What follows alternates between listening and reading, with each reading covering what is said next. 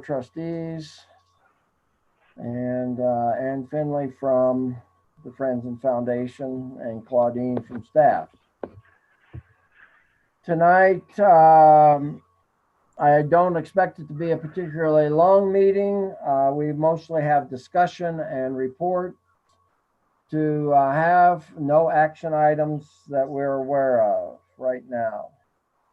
So we will start, since there's no public comments, we will start with the consent agenda, and appreciate a motion to approve the consent agenda, which includes the Board of Trustees meeting minutes from April 20th, 2020, the income and expense report from April through April 30th, 2020 year to date, and the study session material from May 7th on public finance for trustees.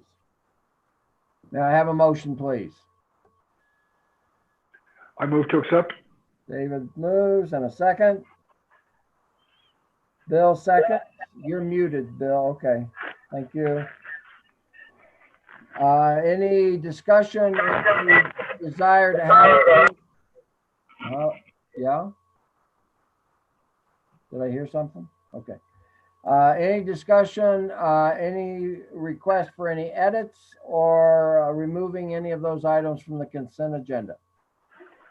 I just have a question regarding the financial statement. Yes. What sort of things are the pandemic expenses for?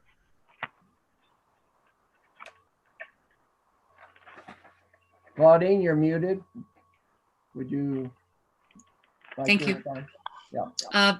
Bill, Cindy put those aside. Right now, it's pretty modest. It's for things like the hand sanitizer, the gloves and masks used by the staff.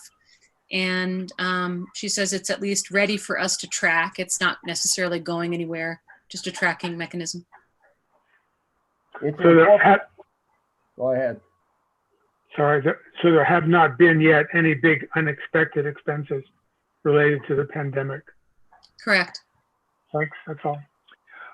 Cindy is planning on keeping, I believe, a separate spreadsheet so we can track that in the future, Bill. Okay. We'll have some additional information in the monthly administration report on finances as well. We can discuss more of that if you wish.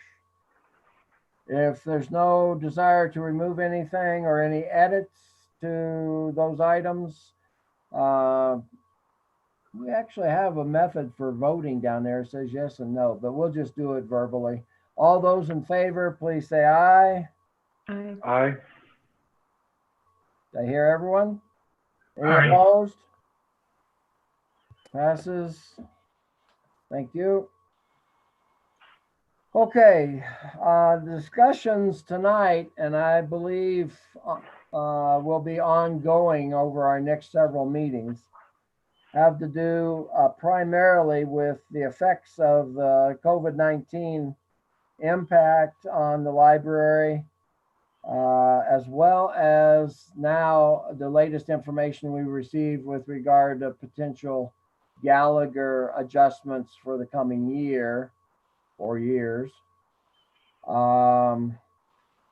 I'd like to start that, but I'll be asking everyone to contribute their thoughts and ideas as well. Right now, of course, the financial impact with regard to COVID has been somewhat minimal for us. We've cut some expenses, planned expenses out. And you see the small amount the libraries spent, some $5,000 on taking care of certain items to keep staff safe primarily. And now that we've had the reopening with pickups at the door, and I picked one up today. I called on Saturday and made the appointment for an afternoon today pickup of a book. So seems to be going quite well that way. Anyway, the issues before us will be around income largely, and we don't know exactly what that'll be. We're seeing a variety of things and hearing kind of information.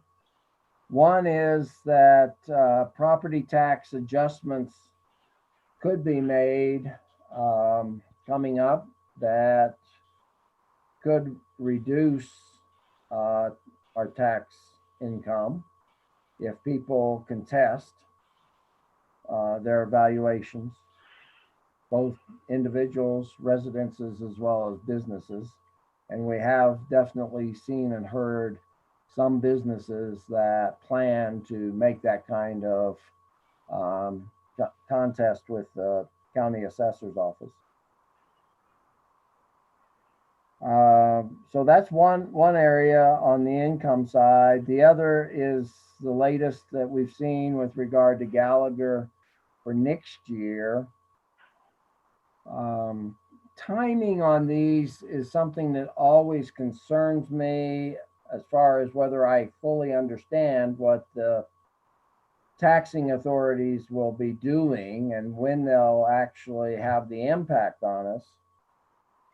But Gallagher, if that adjustment happens, would be for the 2021 to 2022 timeframe. So it's July to June is the time frame for those. So it could have a partial year next year impact, but probably that would have the biggest impact going into 2022. So we have a couple of possible hits. In the past, when we've, while I've been involved, when we've talked about the reduction in the percentage on residential on Gallagher, we've more either adequately or more than adequately had that offset by the county assessor increasing valuations. Now, it's going to be interesting, I think, to see what the county assessor does if there are a number of businesses, individuals coming to them claiming they should have their taxes reduced, the valuation reduced. What I've seen so far is property values have not gone down. It's still a seller's market. Prices are still up. So that would be a toughie. I know I'll let Claudine share her concerns that she's expressed with me a couple of times, and that's on people not paying their taxes, excuse me, or being able to. So with that said, I'd like to hear, the board have some discussion, your thoughts, your concerns, if you have them, with regard to our going forward, with regard to income issues. So raise your hand, unmute yourself. Well, Bill, David's ready. Go ahead. I just want to say the report that Claudine forwarded was a pretty sobering report. And one of the things that I got out of that was not understanding the impact of the collapse of the oil and gas industry may have on this whole thing. I think that's huge.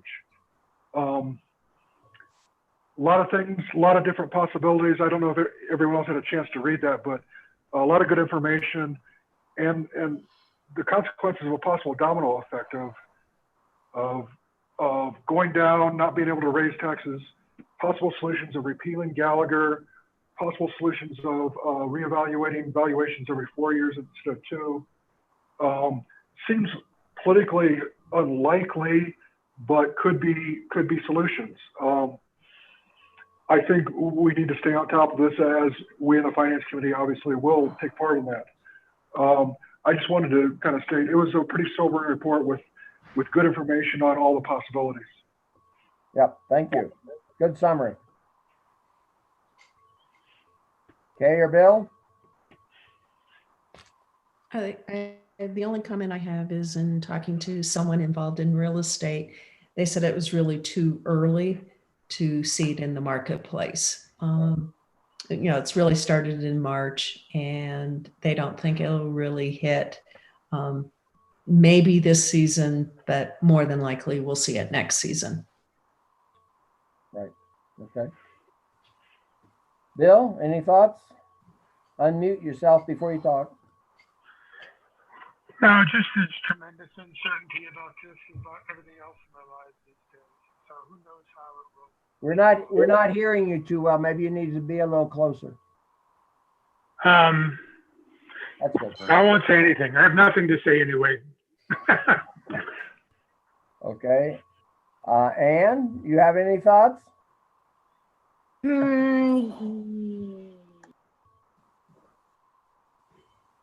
You're muted. You just muted yourself, Anne. There you I have go. family members in the legislature, and there's a lot of rumblings that it might be repealed. So, that this might be a great opportunity to get rid of Gallagher and Tabor, and so there's that kind of rumblings. But that's all I've really heard. Okay. Claudine, you want to share your concerns, thoughts? I think you did for me, John, which is, no, if the Estes Valley has 13,000 residents, the valley of which we are our tax district, and already 2,000 people have lost their job, it's just the math is not too hard. If this carries on longer, that people will be unable to pay their taxes without income. And I don't know what the effect of that would be. I happen to work in Douglas County Libraries, I don't know, maybe 10 years after the oil bust, and many folks in Douglas County were employed there, and people just walked away from their houses. So it is also true that the interest rates were double digit. So there were a lot of factors. It was a different plunge, but to me, that's a worst case scenario that I would appreciate preparing for best case and probable case. And to me, that would be worst case. Good.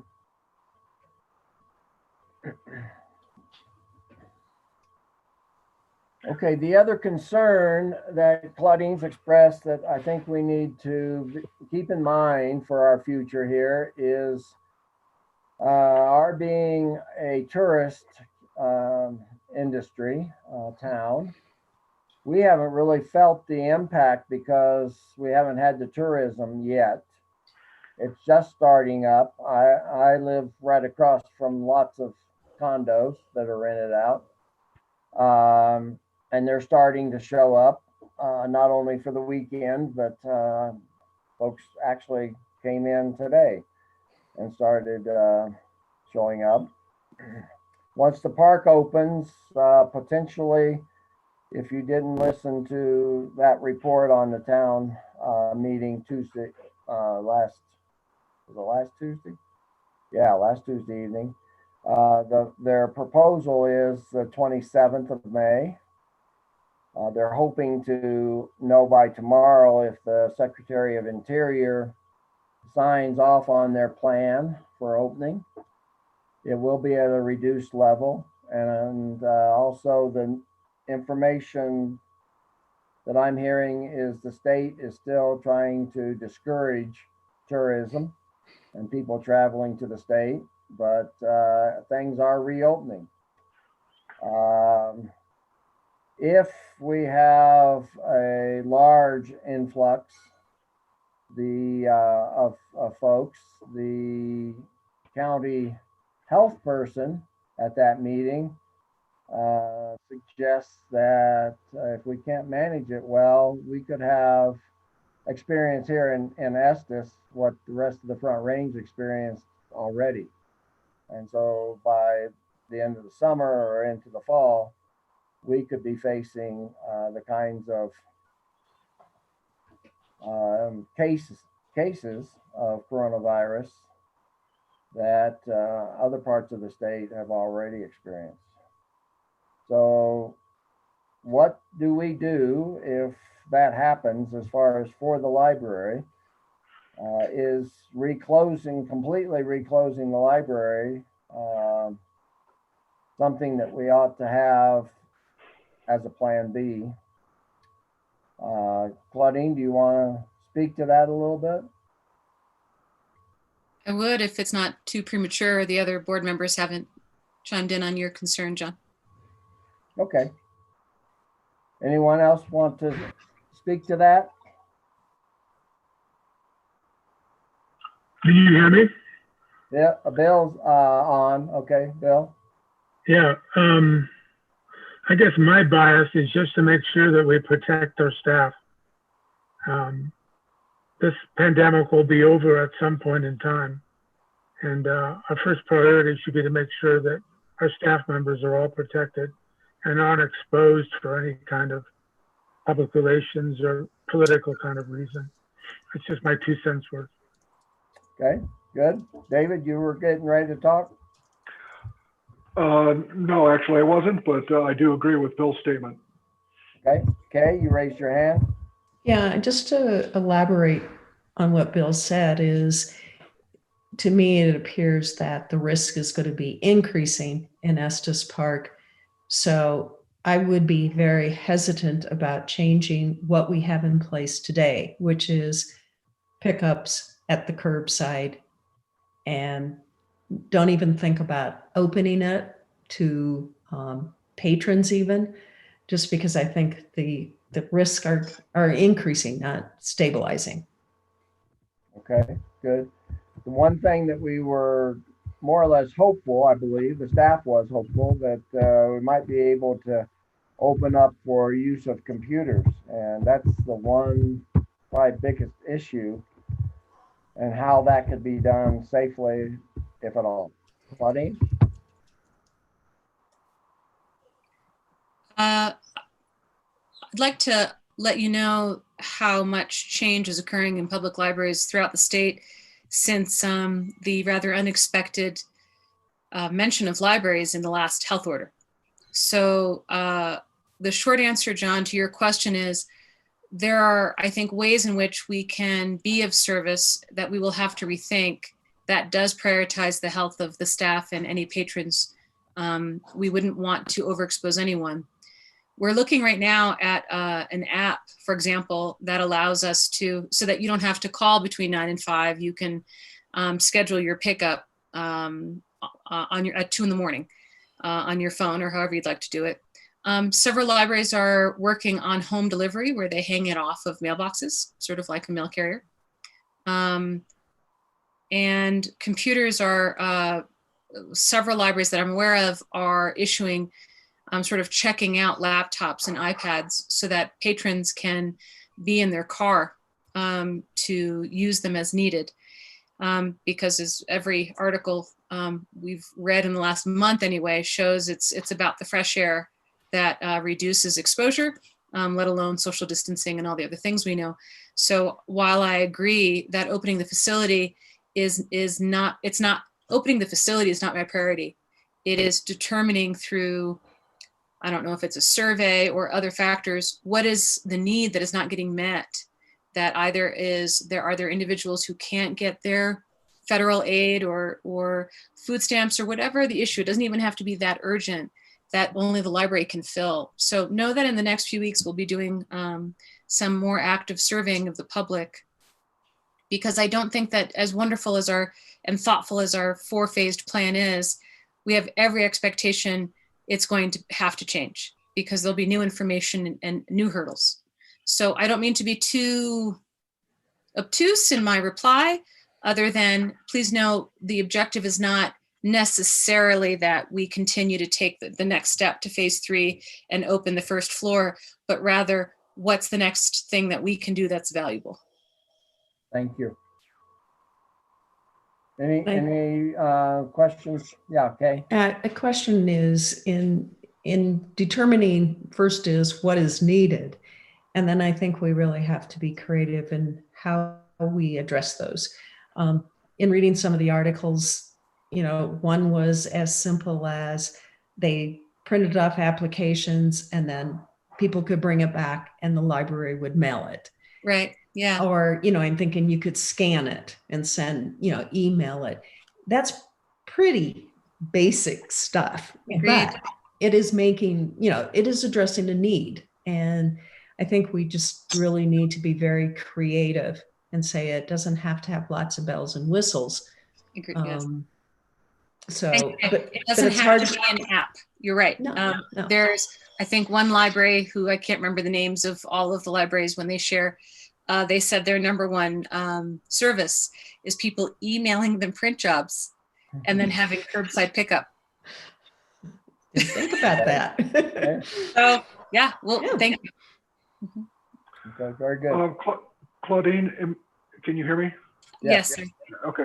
Am I remembering right that the Wi-Fi signal was boosted at the library? In essence, yes. When I say we, I mean Allison. Allison reduced whatever the intensity is on the inside in order to maximize how far out it could go. We did not apply any boosters to it, but it does go out further Okay. than it did during normal times. I just thought that would be a good idea if you could lend the laptops and people can use them and have a good signal within a certain Correct. distance. Yes. Exactly. Thank you.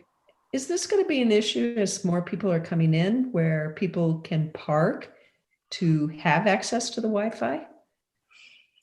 It is a possibility, Kay.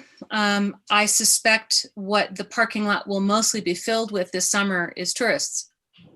So there will be now, here's a lovely small potatoes, but good news. If you've driven in the back of the library, the town has dedicated spots for the library, more than we had in the past. It looks great.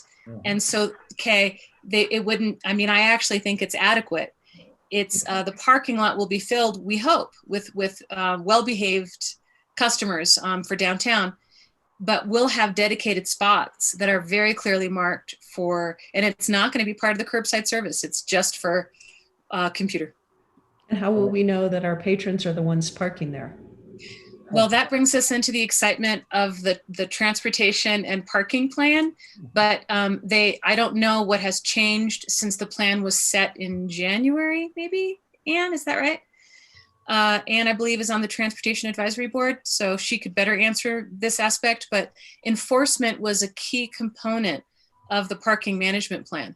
And by enforcement, it meant they would have in the parking garage, they would have the eyeballs. That's out because of cost right now. But I think to my knowledge, they're still going to have humans as courtesy officers walking through. Anne, would you add to that? And unmute yourself. And the little car is going to drive around. You probably want to update on the paid parking piece too. Paid parking has been turfed until 2021. Right. But they're still going to have the little car going around with regulations like last year, where there's certain part you can only park for 3 hours, or the library is 2 hours. So it's still going to be what it was last year. But Okay. But that doesn't answer my question. My question is, how do we know that a person in a designated library spot is a patron? we don't. Okay. Well, given, perhaps what we need to do is communicate with the town parking folks and let them know that if anyone's parking in those slots, they should be in their car, because they will not be in the library. Oh, that's a good So idea. if they are there and using the Wi-Fi, which we're providing, then they're in their car. That's a Now, great it point. could be really fun, John. Just riffing off of that. It won't be cheap, but I could think we could actually put up signs that essentially say library computer Wi-Fi users only. And it would be easy to do. I'll take that offline. Joanna will have captured the notes. I think it can be like so much of what we do, informative, clear, a little fun. Yeah. But doing that way, somebody from out of town could say, ooh, Wi-Fi. And I don't I just want to make it available at this point to our patrons who really need this. And I'm not worried about all the visitors. It's how can we focus on our patrons? Okay, I'm going to say it is, I would be astonished if the town were to enforce local versus tourist parking in any capacity. Yeah. Your point is, I understand where you're going, I think, and allow me to think it through with my creative people. Okay. Ann Finley? Well, I was just thinking I could bounce that question off of Vanessa too, when I talk to her next. So she might have some ideas, Kay, that Okay. might be helpful. So I will Okay. talk with her about that. Okay. And realize that probably the largest number of our Wi-Fi and in-house computer use is from our tourists, and summer residents who come and look to use that. So it's not. I don't know that we have any records to distinguish otherwise, but in the past, the folks that come in the summer can get basically a card for, is it Right. $20 or $25? Are we going to try to do that this year? No? Well, John, to be honest, I hadn't thought of it, but I can't imagine. It seems, if I may, that why would I expose this? It seems extensive for what I'm sure is a 15-minute transaction. And I would be more inclined to focus on how do we move people along, right? Because please understand, this is actually really great for me to think through it. I mean that because I haven't talked to the visitor center to ask, are they going to double or triple their print stations? Because of course, what tourists largely need are still printing boarding passes. So that was they came through the library, we were downtown, they walked upstairs, 10 cents later, they're happy, everybody's happy. Now the transaction is not formidable, but there are so many more steps involved. And would it be simplest for us how can we handle this? How can we be of service to the hotels is the way I would look at it, who are members of our community. How can we simplify this? Do they all have printers? Can the library issue them printers? Like, what are we talking about? How do we solve this as a community problem? But I really do believe at this point with the exposures, and if we keep in Right. mind that our employees are our number one concern, Yes. these are people who are taking higher risk than normal in traveling. And therefore, I think it's going to be giving everybody associated with them more exposure. Mhm. Is it really our primary responsibility to make someone they can print their boarding pass?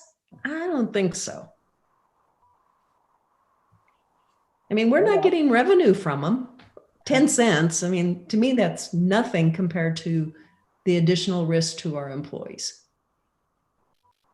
Okay, fair enough, Kay. I appreciate that input, and Claudine and staff need to discuss and see what they really think they can do safely in that regard. This will be phase 3, basically, if we get to it. We're calling it Okay. 2.5 at this point. Yes, Bill, I'm sorry to interrupt. No, I interrupted you. Kay said that very eloquently, and just to broaden the theme, that first priority in all cases goes to our staff. Second is to our tax-paying patrons, and 175th to the visitors who choose to come here. Okay. Okay, fair enough. Anything further, Claudine, on that? I want to very respectfully put forward that the people who work in town are taxpayers, and they are the people who are paying our salaries and the salaries of the employees. And I have zero interest in exposing the staff to risk. I have a great deal of interest in determining our role as a member of the downtown corridor. We are here. It doesn't mean we're opening the doors, but I would posit without a plan to put before you that it would serve us to serve our neighbors. And I just need to determine how to do that and how to do it in a way that is real and fundamentally how to do it safely. So just letting you know that I'm not trying to maneuver. I'm trying to say, if the library wants revenue and the library wants to be valuable, that might include thinking about what it's like to walk downtown with the tourists who pay the salaries and the bills that enable people to live here that pay us. So that's my mini speech. I will let you know I did submit, as the library director, not a citizen, my affirmation for the town to consider shutting down Elkhorn to vehicular traffic so that people could socially distance that are here. I did that with the express understanding that the library parking lot will be largely empty because we will not be open for business, right? So I am trying to find the gray area that serves our fundamental purpose while not, what I believe is, ignoring the reality of the other members of our community. Thanks. Appreciate that. Okay. Along these lines, I'll go ahead and at this point, let the board know that I'm asking David as treasurer and the finance committee, he with Cindy and Kay, for our June study session to prepare at least 2 versions of our 10-year financial plan, updating through the final numbers from last year, as well as our budget for this year as it's currently stated. And my position would be to do that with a flat operating expense plan for 2021 in the first version, with a 10% tax revenue reduction for 2021 and 2022. A second version, which would go ahead and say that we would increase our operating expense by the 2% that we've been doing, with 2021 flat on revenue, but 2022 having a 10% reduction. And then the years out beyond 2022 having the normal kind of rebound, if you will, increase in valuations and tax revenue. I think my purpose in these 2 is to see how much of our long-term reserve fund we would need to dip into to accommodate those 2 possibilities. That's not to say that we'll follow either of those, but I think those are 2 extremes that at least start to give Claudine and staff an idea of where they might start planning to budget. Now, the latest information that Claudine sent out, you sent that to everyone, I think, didn't you, Claudine? No, you're muted. Sorry about that. I forwarded to you what Chief Wolf shared with me. But I did share with everyone the letter from Attorney Kim Setter about the October 13th. That's the one I'm talking about. Okay. Thanks. So we will not apparently receive in August any kind of numbers from the county with regard to next year's tax revenue. It won't come until October 13th. Our first, traditionally, and on our schedule for this year, our first draft budget is due to the board from Claudine at our October study session, which is before October 13th.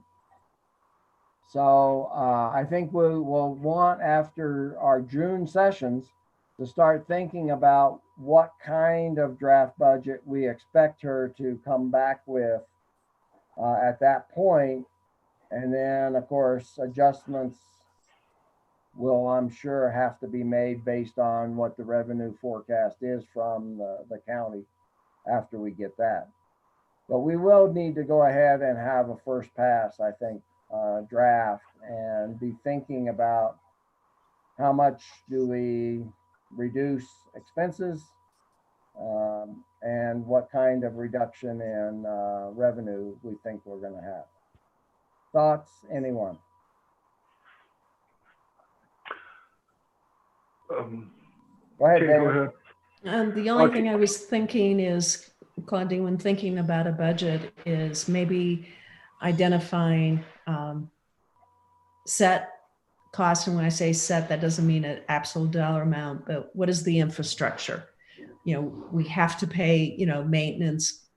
We have to pay, you know, certain things, and that's going to be defined in the budget no matter what. And it's more of the discretionary projects. So when we do get our final numbers, it will probably be the discretionary spending that will be impacted. And if we have it easy to pull out, and even if it's prioritized, it could be very kind of simple to slide in. Thank you. Yeah, Thank you. that's very true. David? Well, a lot of it kind of transitions into my part of the agenda. I will be working on those scenarios with the 10-year plan this week to hopefully have ready for that June study session. That change of date does impact project we talked about before, with Claudine coming up with a best, most probable, and worst case scenario. She kind of needed those numbers. We had planned on that, so that obviously delays that too. I was going to ask, is it possible to change the October study session till after October 13th? Is that an option? Well, it starts cramming things up there at the end of the year, in my opinion, and I think it's good for us to have at least a first pass draft at the earliest possible. Well, I'll leave that more. The 13th, then we don't have that until past mid-month of October. And we are obligated to have two public sessions on what comes after the draft. Okay, I was curious. I'll let that more to Claudine's discretion on being able to come up with that beforehand. Go ahead, Claudine. I'm just not sure. Is it in our policy? I can take a look. I don't think you're obligated to have two hearings. I think it's something you have chosen to do as a board, but I will double check the policy. Okay, It's not statutory. I thought that was state required. No, No? it is not, and it's not designed to eliminate the public into the process. I think we can include the public in the process by sharing multiple scenarios and saying, we don't know the facts until mid-October. So I just wanted to point that out. And if it's within your policy, it's real until you change it. I'll double check.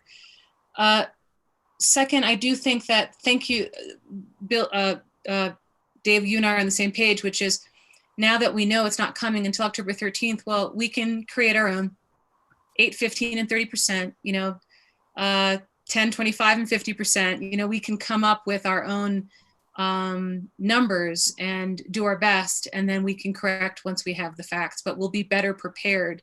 And Kay, I agree very much with determining the set costs.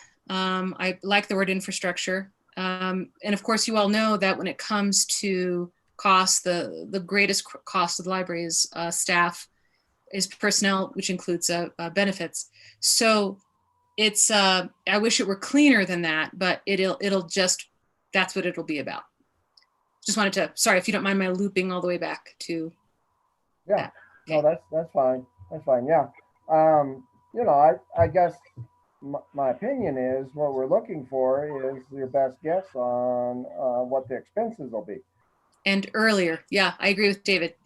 The revenue side, even if we don't know it, we can set that ourselves based on our reserve, long-term reserve.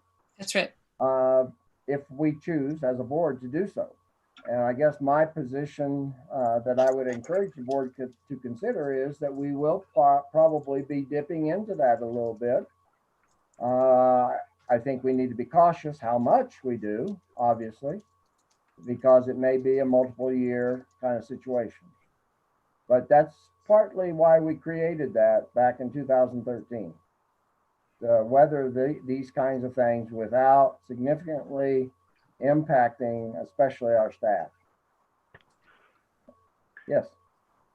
John, you had mentioned to me earlier, but I don't think you said it for the recording, is the probable and even best case scenarios is no capital expenses unless, you know, the HVAC has exploded for the next 2 years. I just wanted to acknowledge that early so we don't have to talk about it.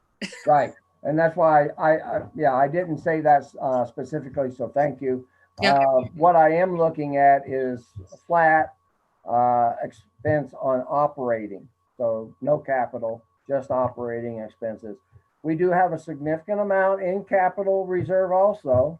Yep. And so if some emergency came up, I believe we can still handle those, but we would save that for that possible emergency for now and forego any of the other kind of capital things that we may have wanted to do.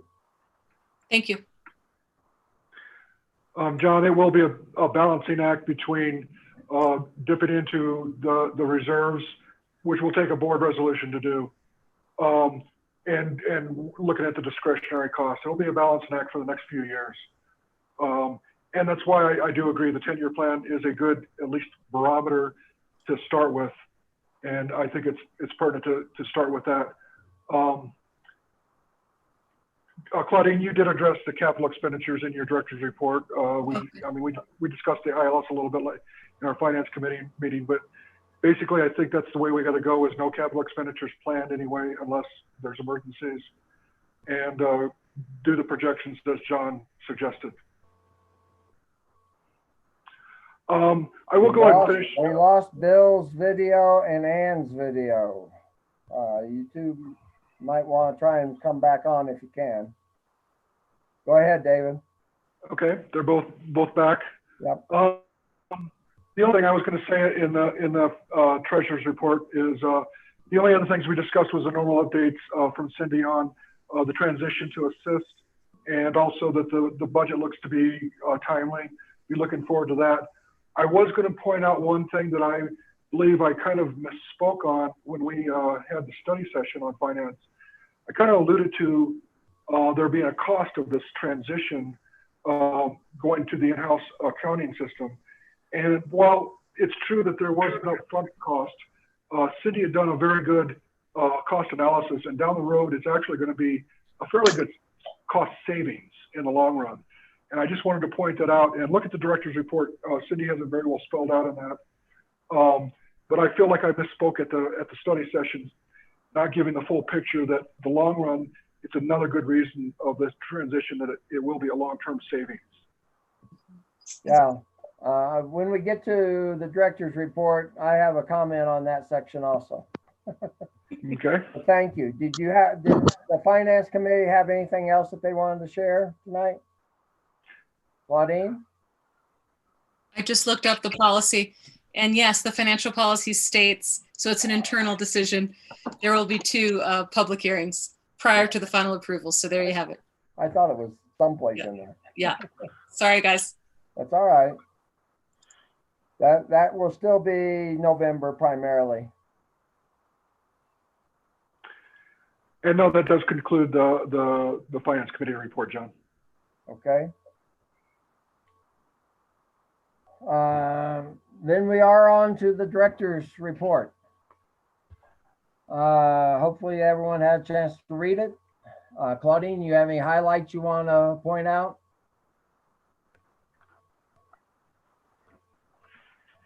You're muted. Yes, sir. Okay. There's a Okay. dog. My dog is barking, and I'm not doing a great job of it. You're fine. Yes, John, I do. I wanted to thank you all for giving me a chance to look through the integrated library system contract, which is not small expenditure, and that we are going ahead with it within this year's budget, largely because the school, my thanks to the school for, they're still very interested, even with their budget situation, of going forward with a better product for the long term. So that just wanted to give you that background. We have not had a chance to speak with Eagle Rock School in depth, but I think I can show you, or we can spend a couple of minutes, that the way in which we divvied up the expenses was that the library essentially took on about, and I'm going to fudge my numbers and Mark Riffle can correct them all, is we took on about 65% of the expense. We gave Eagle Rock School about 5%, and the school district took the rest. And that was based on the volumes of people we serve. So if Eagle Rock joins us, and we hope they will, then I think it's only like $2,000 for them, but I don't know what their financial situation is right now. Right. But we're in a very good place to make this transition. So just wanted to highlight that. Maybe I can answer any questions you all might have. Anybody on that? Bill? No? It's just a comment. I know that the ILS transition is a huge business, and the fact that you can move ahead with it in a timely fashion, despite all the staff disruptions we've had to deal with and the pandemic disruption, I think is remarkable. Thank you, Bill. I'll tell you that. I'm sorry, it's still gonna, the plan is fourth quarter, right? Correct.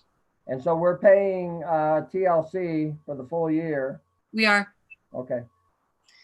I wanted to make the final sales pitch, the tipping point, if you will, is if things get worse over the next 2 years, we anticipate having a better, more sophisticated product so that it doesn't take quite as much staff time to accomplish the current tasks. I mean, it's a small point, but managing the Zoom rooms is like a person, doing communications is a person, the integrated library system is a person. This ILS captures far more activities for contracts we're paying outside of it, and it will centralize it. So it's just a reminder that we're not just going after the shiny new nickel. We actually believe that this is going to make us more efficient. And though I can't claim to save the taxpayers money, we're spending money for a better product, we believe we will behave more efficiently because of it. Okay. Thanks. You. Anybody have any other thoughts on that? Okay, while we're on the director's report portion on page 2, 3, anyone have any other items there?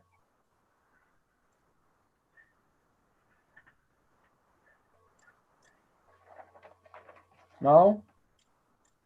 Okay, good report. I'd like to go back to the finance for David and Kay. When you talk with Cindy next time, I love her report. The one thing on the accounting costs that are captured, we have not captured the what's being referred to as the internal audit. I know we don't know what that is yet, but we ought to have at least a question mark for some kind of expenses that we're going to start incurring starting third quarter for having that additional look at the books now that the town's not doing it. Okay. That's fair. Thank you. Comment, David? No, because I read that new analysis quickly. I did not notice that. I appreciate you pointing out it is a significant cost. I believe we had like 8,000 in the budget for it, so it's a significant cost. Okay, that's fine. Under patron services, anyone have any questions or comments for Claudine?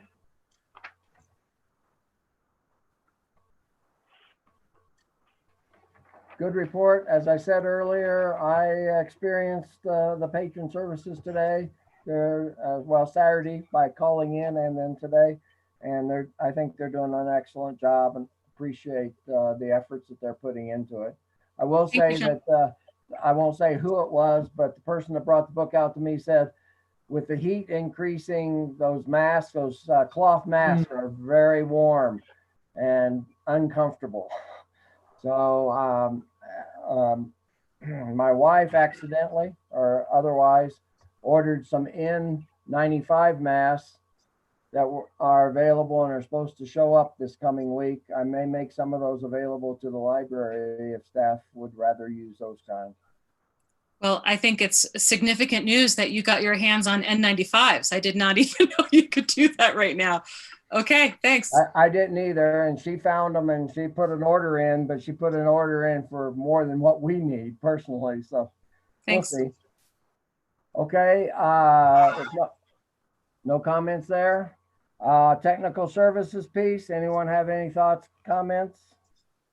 And we have Kathleen is listening in, so if you have any questions on the collections item, I'm sure we could pull her in to answer them. Anyone? I'm not seeing anybody wanting to talk. Okay. The 3D printers, do you want to update us what's happened to the 3D printers? We had some problems trying to make all those shields. Yeah, Allison in her just impeccably charming way explained that it just wore out a few of the parts. And those parts are not necessarily, the 3D printer's down, you can't manufacture your own parts. So she just had to wait for those parts to come in. And we're back in operation again. Remember, she's making both the headband for the shield and also the ear clips. So at the last meeting, I don't remember who had asked about, or there was just simple direction to the staff to ask for donations because we had some offers from the public. But it turns out, of course, there are industries who are donating the filament for free. So we're getting that the plastic material is free. So she's back in, Allison is back in production. Okay, good. Any chance, because we're helping with that portion of it, that businesses here in the Estes Valley would have access to those shields through Northern Colorado group that's finishing them up? The answer is almost certainly, right? We've attempted to find the journey of the pieces, what happens to them. So a very quick summary is we don't have the ability to manufacture the shield itself. Right. That's coming from a different company. And so the nonprofit, the NOCO Shields folks are taking the parts, assembling them, and then distributing them in Northern Colorado. So I don't know whether Estes Park has any of our, we have 4 with the new urgent care center, right? Has requested. I'm thinking actually of beauty salons, haircuts, barbershops. I know that the place I get my hair cut, I'm getting it cut tomorrow because they've obtained face shield for themselves. I don't know where they got them. I'm wondering about us finding out and sharing with some of our folks in town where they could get them if they wanted them. Thank you, John. That's a staff action. I'll have to follow up, and a great question. I will say that when we began printing and distributing through NOCO, I did reach out to Estes Park Health to see if to let them know we were doing this and to make them aware if they weren't. And they said they were adequately prepared. So that's a good sign, right? But thank you. I will follow up with Allison, who's our contact with NOCO Shields, to see other places where they can get the whole kit together. And if we can distribute them, that's a great idea, honestly. Or at least tell, shops where they could go Right. ask for them. Right. Thank you. That just came to my mind because I know my wife's still got a month ahead of her before she can get into her beauty shop because they don't have anything like that. I will say, and I know you won't be surprised, John, that although Northern Colorado may be adequately supplied, I'm going to guess that these nonprofits that are assembling the parts are shipping them to New York and LA and Seattle, but it's still worth asking. So thank you for the idea. Yeah, great. Okay. That's it on Claudine's report. I don't see anyone wanting to ask or make any other comments.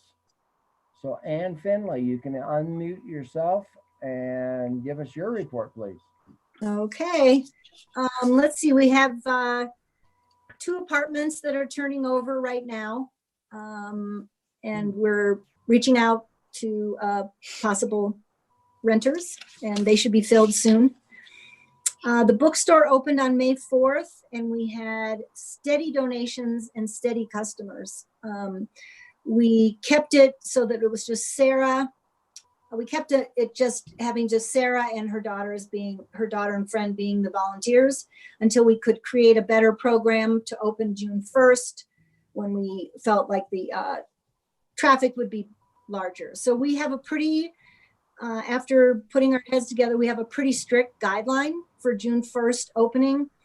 And I think we're going to keep it in place no matter what happens May 25th. If Jared Paulus changes whatever, we're going to keep our policy in place. So what it is we're having a kiosk outside that will let people know that they have to wear a mask when they go in. We're going to have the sanitizer there, and we will only let 5 people in the 1,000 square foot area. So that means already there's 2 volunteers inside, so only 3 patrons will be able to come into the store at any given time. And we're going to monitor that pretty closely. We just feel like, as Kay has said, it's just so important because a lot of our volunteers are of the risk age, and we just really need to keep them safe.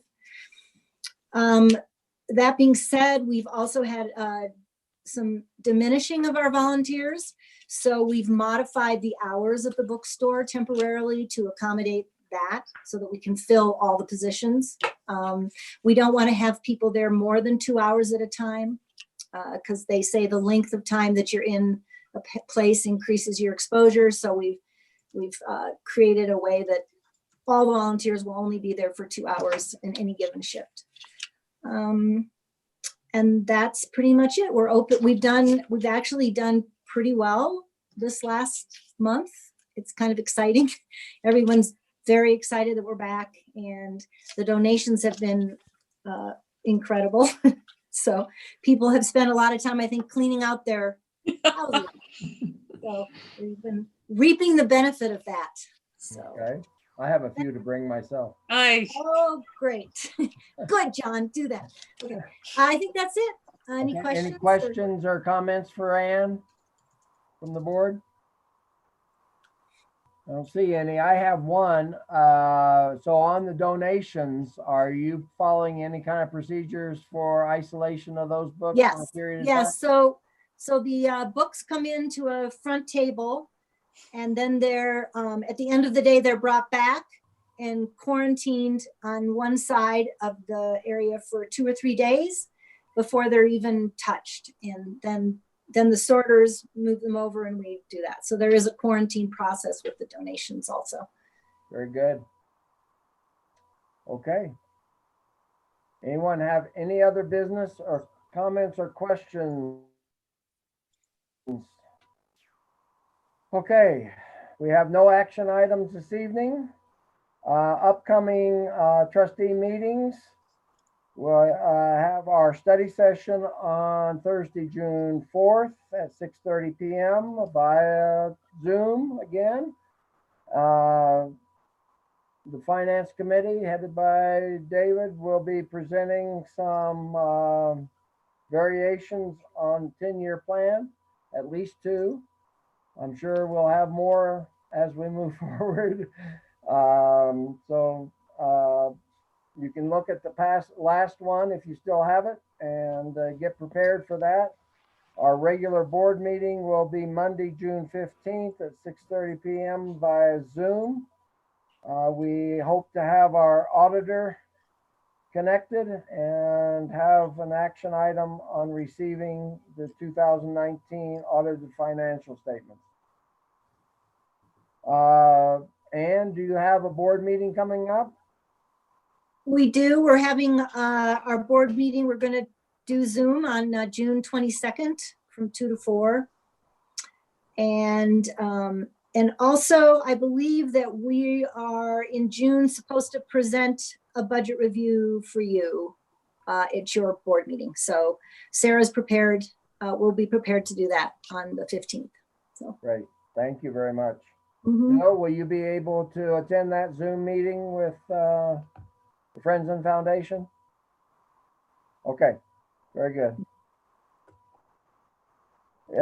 Seeing no desire for any additional discussion, it is 7:32. I think we kept it to exactly an hour. That's my goal these days.